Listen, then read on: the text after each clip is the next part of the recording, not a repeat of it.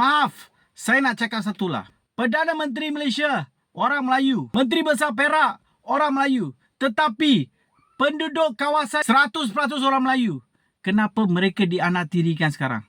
Anak Melayu, anak saya. Hari ini, anda akan melihat pencapaian terbaik Wakil Rakyat Parlimen Tanjung Malim. Dah masuk 2026. Masih ada kampung di Malaysia tak ada bekalan air. Kita jaga Melayu. Kampung baru tambahan Ulu Slim. Dan penduduknya 100% orang Melayu. 20 keluarga Melayu tinggal di sini. Lebih kurang 14 tahun mereka tinggal sini tanpa air. Saluran air sudah ada. Tapi air tak ada sampai rumah. Dah hampir 12 tahun menetap di sini, air pun tak ada. Mulanya saya pindah ke sini sebab saya banjir di kampung lama saya.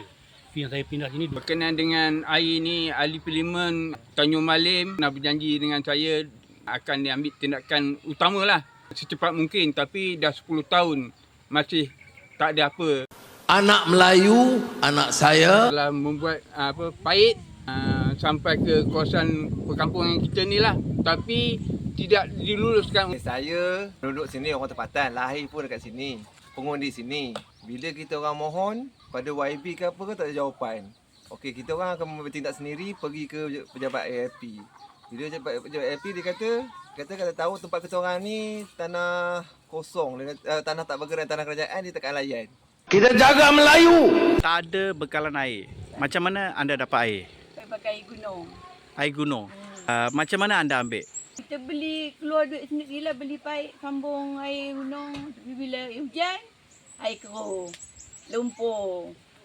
Tapi terpaksa pakai itu saja? Pakai. Kita bagi dia mendak dulu. Buat mandi tu boleh lagi lah. Tapi nak minum tu macam tak lalulah nak minumnya. Kalau tengok air keruh tu, kita kena lah beli air ni kan, air botol. Kami mohon listrik, dapat. Tapi bila kami mohon air, kenapa tak diluluskan?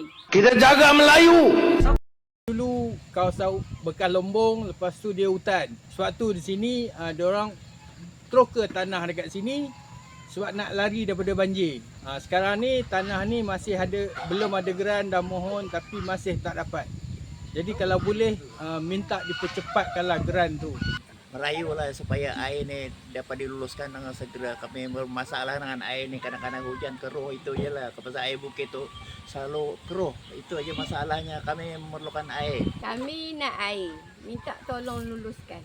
YTB Changlikang, anda bukan saja ahli Parlimen Tanjung Malim, bahkan anda seorang menteri, jawatan menteri.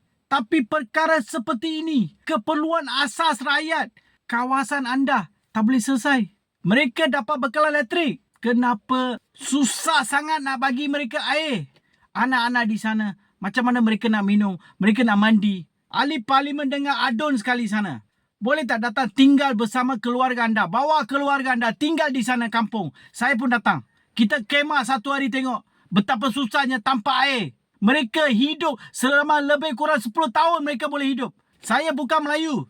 Tetapi semalam saya dengar berita itu, hari ini saya turun ke kampung mereka. Sebab bagi saya, mereka pun keluarga saya lah. Saya tak boleh bayangkan mereka hidup di sana selama 10 tahun tanpa air. You orang ada hati ke tidak? You orang ada peri kemanusiaan ke tidak? Ingat, dengar, saya janji sekarang, saya tak akan berhenti bersuara untuk mereka. Anak Melayu, anak saya.